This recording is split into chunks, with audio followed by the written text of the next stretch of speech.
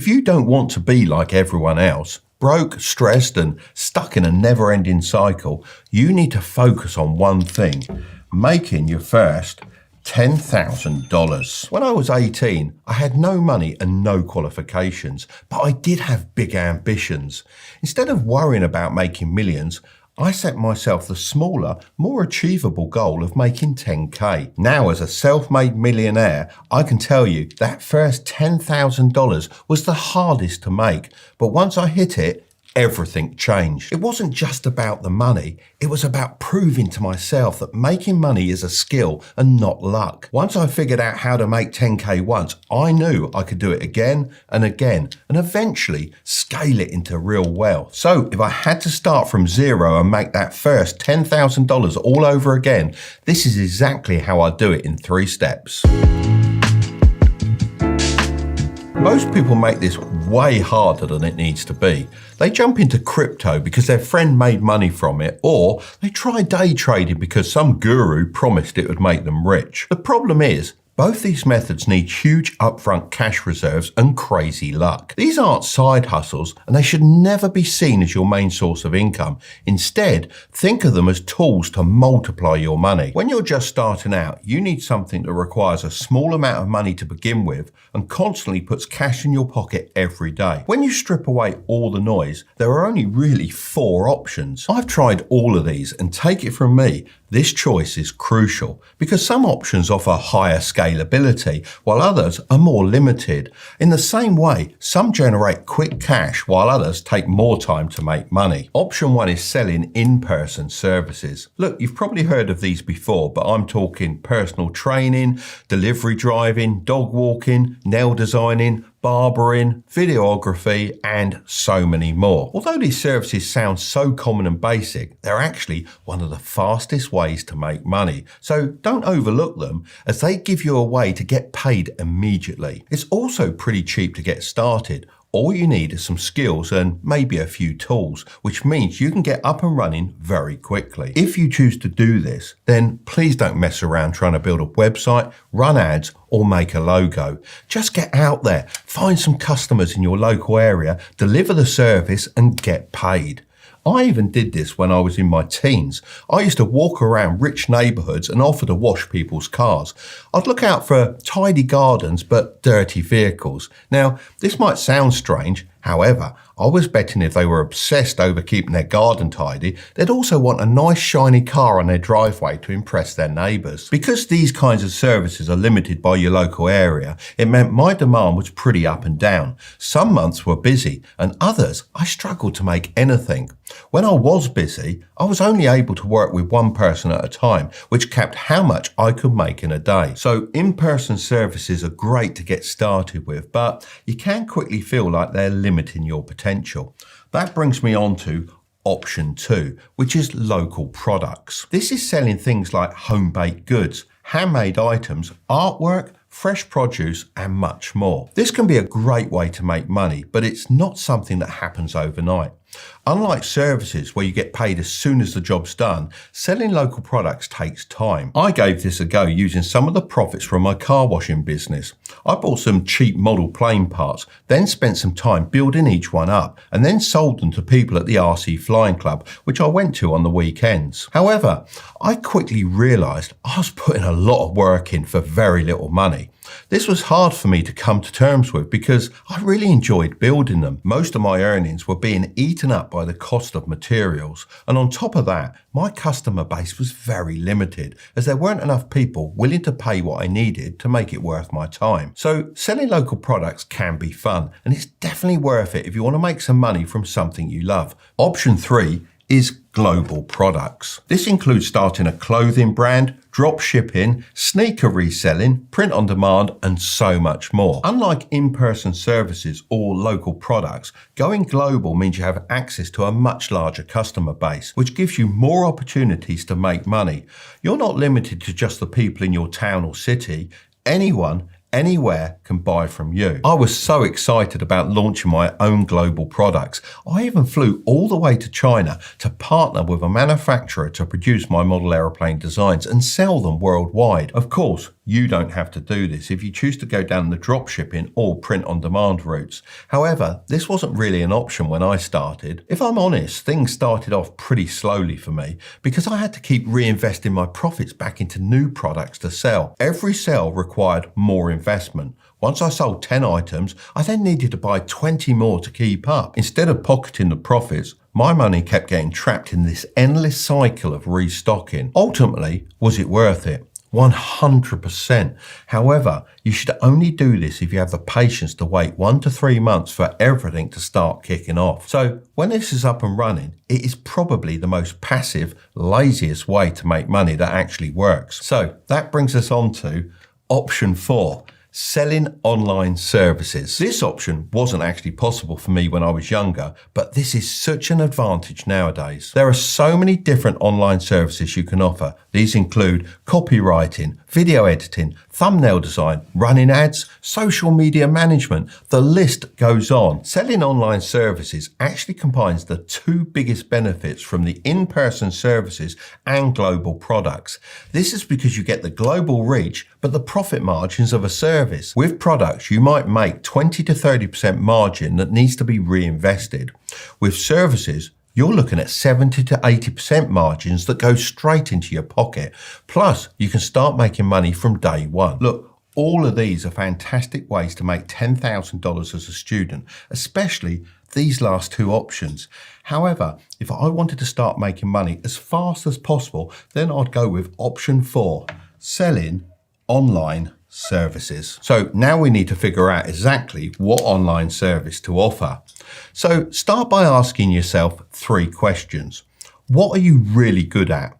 What do you enjoy learning about? And what problems do businesses consistently struggle with? The sweet spot is where your answers overlap. Most people get stuck at this stage as they spend months or even years trying to perfect their skill before offering it to anyone. That is totally backwards. You need to start getting real-world experience as quickly as possible. So start by setting your prices under the normal market rate. Your main aim here is to earn and learn at the same time. Now let's take this one step further. This is the skill pyramid, made up of 4 elements that when mastered together transform a high-income skill into a $10,000 income. Miss just one and you'll stay stuck at the bottom, working hard but never breaking through. Element 1 is positioning. You see, not all online services are equal. The real money is in offering to help businesses make more money. That's because businesses think about money differently to individuals. When a business is making $50,000 a month, spending $2,000 to solve a problem isn't a big deal, as long as it helps them make more money. And take it from me, they have a lot of these problems. They need more customers, they need better systems, they need to stand out from their competition, and they need to convert more leads into sales.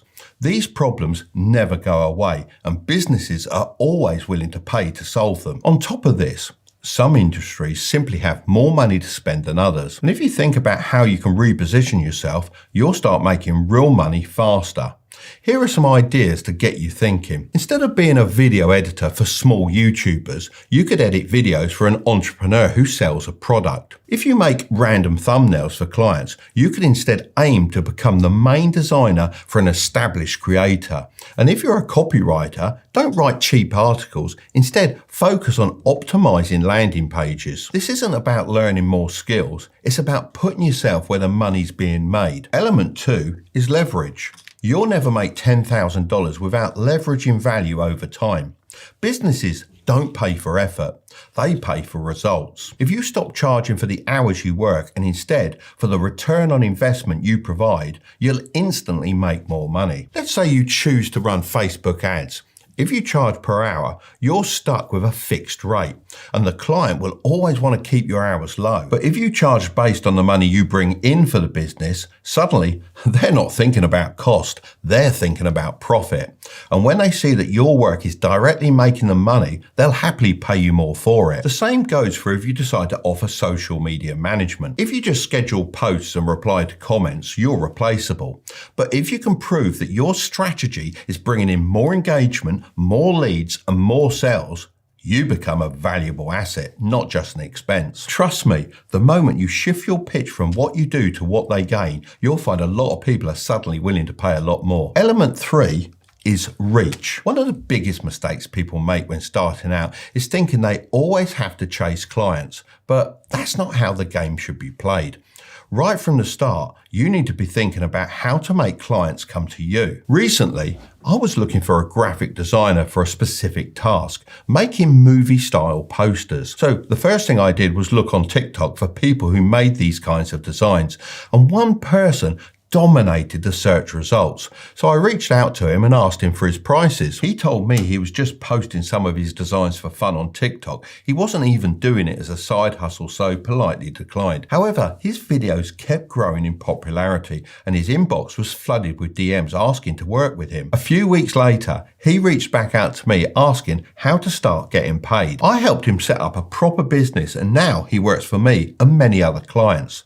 This just goes to show that you should always be putting your work out there online, even if you're just starting out or just doing something because you enjoy it. You never know what opportunities might come from it. So if you edit videos, show before and after clips to highlight how much better your edits make the content. If you design thumbnails, explain why your design got more clicks. And if you're learning social media, document how you're growing an account from scratch. Element 4 is automation. 95% of people that try to start a side hustle or business fail before they even really get going. Here's why. After working with countless copywriters, thumbnail designers, web developers and video editors, I can tell you that 95% of them promise to deliver on time, then completely miss their deadlines. The thing that will make you stand out the most isn't talent or charisma, it's reliability. And overlooking this is the biggest mistake young people make when starting out. The people I've ended up paying thousands to aren't always the best at what they do, but they're the most organized. They never miss deadlines, they always communicate clearly, and they make working with them effortless. So take it from me. Being good at what you do is one thing, but being reliable is what gets you paid again and again. So how do you do this? Well, the most successful people I know don't rely on memory or messy notes. They use automation. And if you're thinking about making money online, you need something to help you keep track of everything. That's why I recommend using a CRM system. Odoo CRM is great. It helps you remember who you talked to, what they wanted, and what you need to do next. Instead of scrolling through emails or DMs trying to find what the client said, everything is in one place. I mean, you can visualize all your opportunities with this cool board, which helps you see the expected revenue at each stage, so you know where to focus your efforts. You can also use it to schedule calls and meetings effortlessly. Plus, with your emails, notes and files all in one place, staying organized is very easy. You can use it to easily track your clients and projects so you never miss a deadline. You can set reminders to follow up with people so you always look professional. At the end of the day, clients don't just want someone skilled, they want someone they can count on. As I was planning on talking about them anyway, I reached out to Odoo to see if they wanted to sponsor this portion of the video, and they agreed. They also offer your first application completely free with unlimited support and hosting, so if that interests you, I'll drop a link in the description. I don't care how much money you make, until you see at least $1 million in your bank, you shouldn't be wasting it. The supercars, the designer clothes, the nights out, none of it matters unless you can turn your income into long-term wealth. The rich see their income as something to spend, whereas the wealthy use it to make more money. So how do you do this? Well, you need to start investing. In front of me, I've got a risk scale, and I'm going to walk you through the 4 key areas where I put my money, starting from the safest investments all the way up to the highest risk plays. Remember, I'm not a financial advisor. I'm just sharing what's worked for me over the years. Let's kick this off with my high interest savings account. They call it a high interest savings account, but honestly, at 3%, I have no idea how to get away with that name. Now, sure, you can find better rates if you're willing to lock your money away for a set period or agree to strict deposit limits each month. But I don't want my savings held hostage.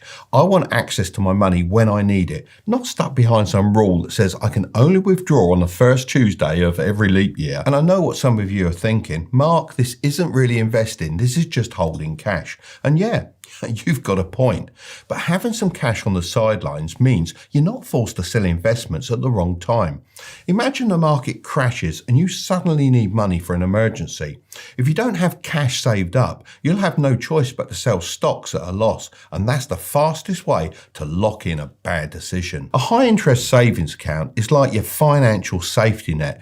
It's not about making big returns, it's about having a buffer so that when life throws unexpected expenses at you, you're covered without wrecking your long-term investments. Investment 2 is index funds. Have you ever heard the saying, it only takes the price of a coffee a day to become a millionaire? Well, that's down to index funds and ETFs. I've made a lot of money from simple long-term index fund investing, and as an added benefit, it's extremely low maintenance. There are tons of different index funds and ETFs, but the most popular buzzword, of course, is the S&P 500, which is 503 of the top publicly traded companies in America, all packed into one easy investment. Even though this is the biggest index fund in my portfolio by percentage, I do also invest into a total stock market fund. The best I found for US investors is VTSAX, and for the UK people is the VWRL ETF. Additionally, I think it's important to have some money invested in an emerging market index fund. The best I found in the USA is the VWO,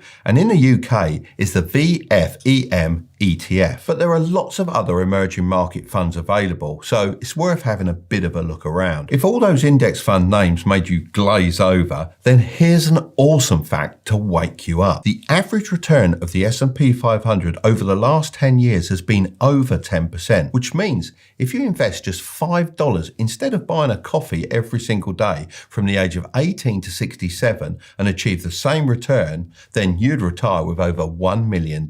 And if you don't want to wait until you're 67, just invest more money. That's what I've done for many years, and it's worked really well for me. Investment 3 is individual stocks. Now, this is where things get exciting. Individual stocks can be a great way to start investing, especially with smaller amounts of money. They allow you to get hands-on experience with the market in a way that index funds don't. When I first started, I really enjoyed picking stocks and learning how to read companies' financial statements. Honestly, if I hadn't actually invested my own money, I doubt I'd ever have been motivated to understand how it all worked. That's why, when you're starting out, individual stocks can feel more engaging. Of course, they also come with higher risk. But if you're only investing a small amount, it can be a useful way to learn how the market moves without putting too much at stake. Another big advantage is that you get direct exposure to specific companies. With index funds, even if a company is performing incredibly well, it may only make up a small part of your portfolio. With individual stocks, you get to experience those gains more directly. But of course, this means more ups and downs, which is something to keep in mind. By the way, Trading 212 are currently giving away a free fractional share worth up to £200 when you use the code Tilbury and fund your account. So if you want to pick that up, I'll leave the link in the description below. Investment 4 is cryptocurrency. When Bitcoin first came out in 2009, I, like a lot of people, just assumed it was a scam. I was used to investing in real tangible assets like property and stocks, things backed by actual companies. The idea of some digital currency with no one in charge seemed way too risky. But as time went on, I started paying more attention. By early 2019, I decided to dip my toes in, and over the last few years, I've been steadily buying more Bitcoin and Ethereum. Looking back, it's been a solid move, and it's made me a decent amount of money. Now, I won't deny that altcoins and meme coins can make people crazy returns, but they're also way riskier. For every person who makes a fortune, there's plenty who lose it just as fast. These days, I'd say I'm a lot more bullish on crypto, but I'm still playing it smart, building my position slowly, dollar cost averaging, and making sure I'm not just jumping in at bad prices. Of course, crypto is super volatile, and like any investment, it carries risks. That's why it's important to do your own research and only invest what you can afford to lose. If you're ready to learn how to invest in everything I just talked about, then I'll leave that video right up there. But don't click on it just yet. Make sure to subscribe if you want to grow your wealth, okay? I'll see you over there.